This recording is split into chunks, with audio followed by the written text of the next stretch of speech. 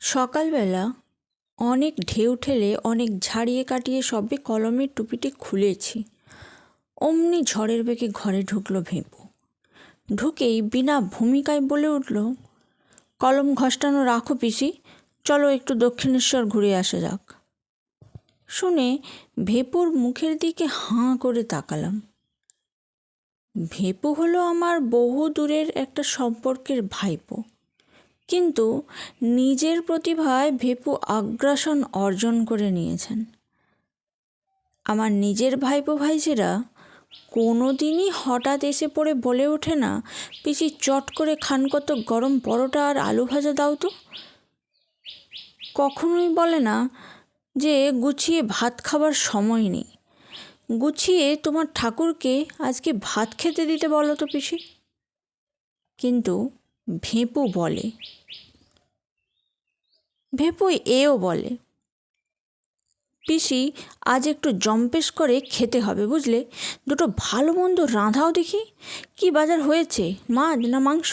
মাছ, আচ্ছা ঠিক আছে, দুটো ডিম ভেজে দিতে বলো, আর বেশ বড় একখানা পোস্তর চাপড়ি। দই তো আনাবেই, এতে বলার কিছু নেই। তার দইয়ের সঙ্গে সন্দেশ ফন্দেশ আনিও না আবার, তোমাদের পাড়ার সন্দেশটা তো অখাদ্য। তবে রাজভোগটা মন্দ নয়, তাই বরং গোটা কতক। তবে এগুলো সব দৈবাত।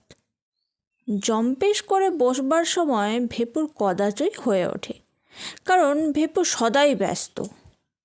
ভেঁপুর মা বলে ভেঁপুর নাকি নাইবার খাবার অবকাশটুকু নেই। কি এত কাজ করে বাপু জানি না, তবে নেই যে সেটা খুব বোঝা যায়।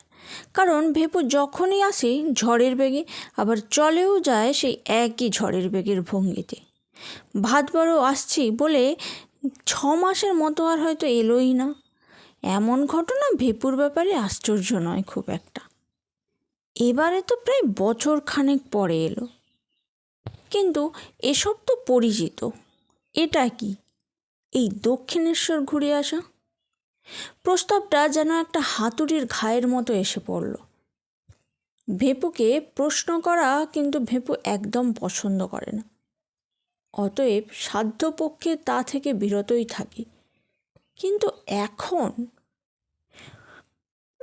তা বাবা হঠাৎ দক্ষিণেশ্বর কেন, কি ব্যাপার বলো তো? ভেঁপু তাচ্ছিল্যের গলায় বলল, আরে বাবা ব্যাপার ট্যাপার কিছু নয়, মা নদে গিয়ে বসে আছে, তাই ভাবলাম নতুন গাড়িটা তোমাদের দিয়েই বউনে করাই। মা পিসি তো ভিন্ন নয় তাই না, তা যেতে হলে দক্ষিণেশ্বরই ভালো। পতিতোদ্ধারের জায়গাও বটে, ঘোরাও হবে। ভেঁপুর ঝড়ের বেগের কথা অনেকেই তাড়াতাড়ি বুঝতে পারে না, কিন্তু আমি পারি। অভ্যেস হয়ে গেছে, এ কথাটা বুঝলাম। কিন্তু বাকি কথাটা, সে তো দুর্বোধ্য লাগছে। নতুন গাড়ির বউনি মানে কি? কার গাড়ি, কে বউনি করাচ্ছে? আবার প্রশ্ন না করে পারলাম না। শুনে ভেঁপু হাঁ হলো, আমার কমন সেন্সের অবিশ্বাস্যকর অভাবে। জিজ্ঞেস করছো গাড়ি কার? কি আশ্চর্য! আমি আবার কার গাড়ি বউনি করাতে বসবো বলো তো? না, হোপলেস তোমরা। শুনছি 12 বছর মাস্টারি করলে মানুষ হয়ে যায়, কিন্তু 52 বছর ধরে কলম ঘষটালে কি হয় সেটা অবশ্য শাস্ত্রে লেখা নেই। সেকেন্ড হ্যান্ডটা বেচে দিয়ে একেবারে তরতাজা আনকোরা কিনে ফেললাম একটা অ্যাম্বাসাডার। ফার্স্ট ক্লাস জিনিসটা, তুমি একবার চড়ো, চড়লেই বুঝতে পারবে। সেকেন্ড হ্যান্ড বেচে দিয়ে? সেও তো আমার জ্ঞান গোচরের বাইরে। মাত্র বছরখানেক ভেঁপু এদিকে আসেনি, তা সে তো এমন করেই থাকে। কখনো প্রায় প্রায় আসে, আবার কখনো 6 মাস 1 বছর হয়তো আসেই না। কিন্তু অবস্থার তো বিশেষ পরিবর্তন দেখি না। সেই তো এসে অনায়াসেই বলে, পয়সার অভাবে বহুকাল ভালো সিগারেট খাওয়া হয়নি পিসি, পিসের স্টক থেকে কিছু হাতিয়ে আনো দেখি। নয়তো সোজাসুজিই বলে, গোটা 20 টাকা ছাড়ো তো পিসি, পকেট বড় টাইট যাচ্ছে। এটাও আমার ধারের খাতায় এন্ট্রি করে রেখো, কিন্তু সুদিন এলে সুদ সমেত শোধ করে দেবো সব। তা সে খাতা তো এখনো পাতায় পাতায় নানা সংখ্যার রেখায় অলঙ্কিত হয়ে আছে, কিন্তু কোন পাকে বেপু এতখানি হয়ে উঠল। বসে পড়ে বললাম, ভেপুর রহস্যটা আমায় বোঝা দেখি, হঠাৎ কী সূত্রে তুই? ভেপু একটু রহস্যময় হাসি হেসে বলল, টাকা শহরের রাস্তায় ছড়ানো আছে বেশি, শুধু তাকিয়ে দেখার চোখ আর কুড়িয়ে তুলবার বুদ্ধিটুকু থাকা যায়। সত্যি বলতে আমারও আগে তেমন ছিল না, হঠাৎ করে একদিন খুলে গেল চোখটা, আর চোখ খুললেই বুদ্ধিটাও বেশ ভালোই খোলে। ভেপু এই পর্যন্ত বলে একটা সিগারেট ধরালো।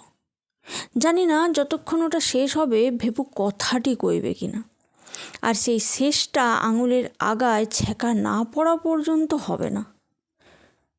কিন্তু আমাকে তাক লাগিয়ে দিয়ে ভেপু সিগারেটটায় হাঁপাহাঁপি শেষ করেই ছুঁড়ে ফেলে দিয়ে বলে উঠল, দেখলাম শাস্ত্রবাক্যই সত্যি, বুঝলে পিসি, বাণিজ্যে বশত লক্ষ্মী।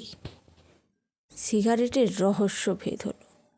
ভেপু তাহলে এখন বিজনেস করছে, তাই আধ খাওয়া সিগারেটটা ফেলে দিল, আবার অ্যাম্বাসাডার গাড়িও কিনেছে। কিন্তু কিসের বিজনেস?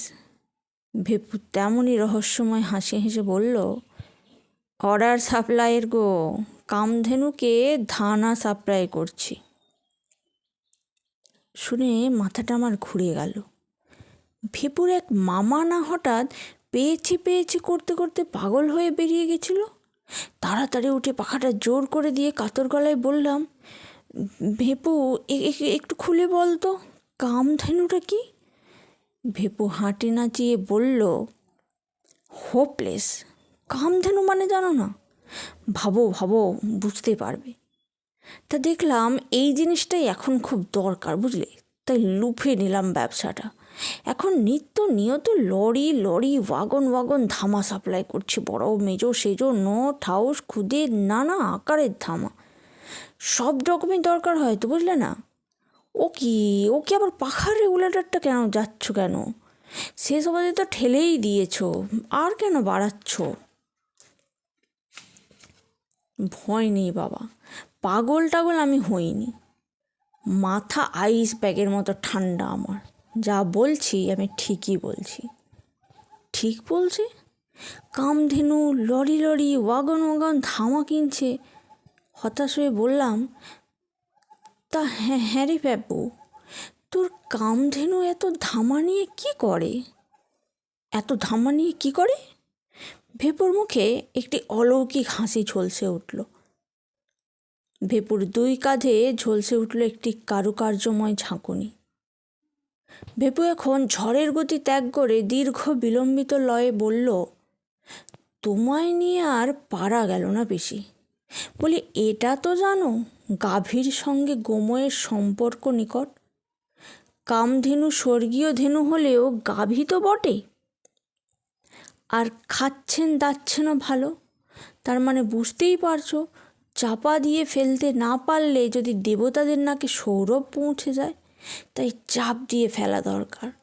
আর চাপা দেবার পক্ষে ধামার মতন জিনিস আর কি আছে বলো তো? ধামাই বিপদ তারণ আর ধামাই লজ্জাহরণ। চলো চলো, চটপট মানিকতলা বাজারে 2 লাখ ধামার অর্ডার দেওয়া আছে। যা ভবতারিণী দর্শন সেরার পেতে ওটাও চালান করে দিয়ে আসবো। বুঝলাম, ভেপু তার অনেক কিছুই আমার কাছে ধামা চাপা দিতে চায় লজ্জাহরণের জন্য।